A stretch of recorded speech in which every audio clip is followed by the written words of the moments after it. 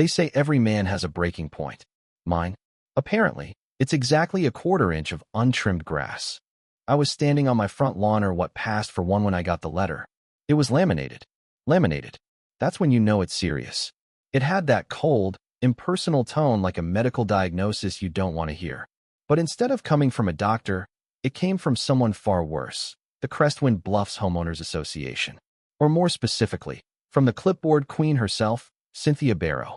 Cynthia stood on the sidewalk with the sun visor of doom shading her eyes, and that damn windbreaker zipped up to her throat like she was bracing for a blizzard in 72-degree weather. She wasn't loud, didn't need to be. Her voice had this sharpness to it like a stainless steel butter knife that somehow still managed to cut. "Mr. Harmon," she said. "Grass height measured at 3.75 inches. Maximum allowed is 3.5. I stared at her, then down at the patchy fescue that passed for my lawn, then back at the laminated letter in my hand. A quarter-inch. I was a quarter-inch criminal. I gave her my best poker face. Guess I better get out my micrometer and manicure scissors, huh? She didn't laugh. Cynthia doesn't laugh. She just pivoted with military precision and walked off, clipboard tucked like a weapon against her ribs. The kind of person who could curdle milk with a look. And I thought, this isn't what I signed up for. I moved here to get away from tech startup chaos, from the buzzword meetings and freeway gridlock. I wanted silence, ocean air, space to breathe. I found this neglected little house overlooking the Pacific. The bones were solid, even if the trim was peeling and the plumbing groaned. But the view? Worth it. That view made all of it worth it. And more than anything, I wanted to build a deck. A real deck. Something worthy of weekend whiskey and watching sunsets. Redwood, 2 tiers, a fire pit, built-in seating, the kind of deck that made your blood pressure drop just looking at it. But in Crestwind Bluffs, dreams came laminated. So I read the book. The HOA rule book, that is. Every page, every bylaw, every passive-aggressive footnote. And I wasn't going to break a single rule. And I was going to follow every last one to the letter. And make their lives hell doing it. I hired Dave and Marcus. Not contractors, craftsmen. Dave talked a mile a minute and smiled like he'd seen too much and decided to enjoy it anyway. Marcus was the opposite, quiet, beard to his chest, moved like a guy who'd rather measure twice 12 times. I explained the deck, the rules, the enemy. Dave grinned. Marcus raised an eyebrow. We had an understanding. We built the permit application like it was going to the Supreme Court. Marcus's renderings looked like blueprints for a Frank Lloyd Wright museum. Soil tests, sun path charts, a freaking fern impact report.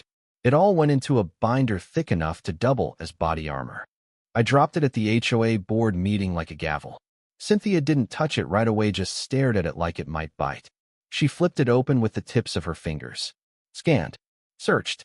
Looking for a flaw. Her lips twitched when she didn't find one. A week later I got the reply. Approval granted. With 27 conditions. Condition 4. No hammering between 12 p.m. and 2 p.m. hours, apparently. Condition 9. Redwood stain must be from the approved palette. 3 options, all indistinguishably brown. Condition 17. Horticultural assessment required to protect native weeds. Sorry, Flora. They wanted a war of attrition. Fine. I had all the time in the world. We adjusted. Hammered before noon, drilled after 2. I mixed 1 stain, labeled it 3 ways, and let Cynthia pick her poison. Marcus's nephew, a freshman in community college taking intro to botany, wrote a poetic fern report that would make Thoreau weep. And just for fun, I planted a plastic flamingo in my backyard. Bright pink. Positioned directly in Cynthia's line of sight. HOA rules said front yard only. Then came her trap. The deck's upper level 8 feet, 6 inches off the ground. HOA bylaws cap structures at 8 feet. Cynthia waited till the frame was up before pouncing. Emergency meeting. Full board. Laser pointer on my blueprints. Her face lit with triumph. Mr. Harmon's structure violates height regulations, she announced like she was reading a court sentence. I waited, then stepped forward with 1 folded sheet of paper. Thanks for your concern, Cynthia, I said. We actually had the property resurveyed. I clicked on the projector. Showed the stamped topo report. Turns out, there's a natural dip in the ground under the deck, makes the effective height 7 feet 11.5 inches. Her eyes narrowed. Her mouth opened. Nothing came out. The vote was 4-1. Cynthia the lone dissenter. I walked out with a smile and a legally compliant deck. But I should have known. That wasn't the end. The silence that followed wasn't peace. It was planning. A week later, a flyer hit every mailbox. Tsunami drill this Saturday at 10 a.m. Warning horns across the coast. One of them, right across from my house. The day before the drill, I saw her. Cynthia. Stepladder. Toolbox. She climbed up and fiddled with the horn. I laughed. Thought, of course she's the self-appointed tsunami inspector. Then Saturday came. 10 a.m. hit in nothing. No siren. Just the sound of waves and confused neighbors. That's when it clicked. She stole the damn tsunami horn. I ran to my garage.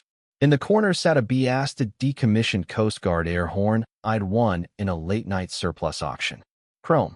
Heavy. Stupidly loud. It was supposed to be a gag. Now, it was destiny. Dave and Marcus stood behind me. I looked at them. They nodded. Slowly. Like war veterans recognizing a call to duty. I flipped the compressor, grabbed the cord, took a breath, and pulled. The sound that erupted. It wasn't a horn. It was an event. Birds scattered. Car alarms wailed. Windows shook. Bob, the neighbor who once reported me for wind chimes, dropped his hose and dropped to his knees like the sky was falling. It lasted one glorious minute. Then silence. Officer Ramirez showed up 5 minutes later. She didn't even look mad, just tired. Mr. Harmon, she said, please tell me there's a good reason my patrol car is still vibrating. Before I could answer, Cynthia charged across the street, screaming for my arrest. She's the one who stole the horn, I said, pointing to the empty pole. I was filling in. Ramirez blinked, then turned to Cynthia. Ma'am, did you remove city emergency equipment? Cynthia flinched. It was a safety precaution. He was going to. That's a felony. The color drained from her face. 20 minutes later, the tsunami horn was retrieved from Cynthia's garage tucked between a leaf blower and an obsessive need for control. The HOA voted her out the following week. Mike, a retired surfer with no patience for beige tyranny, became president. The Architectural Review Committee was dissolved.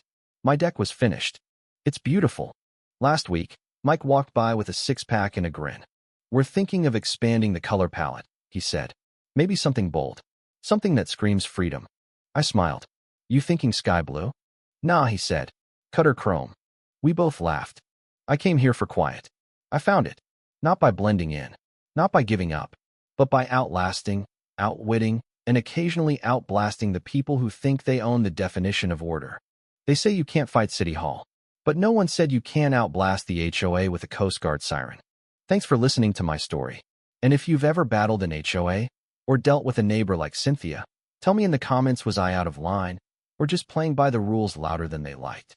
Hit like, subscribe, and share this with someone who's had to fight for their patch of peace. Because sometimes, to win a little quiet, you've got to make a whole lot of noise.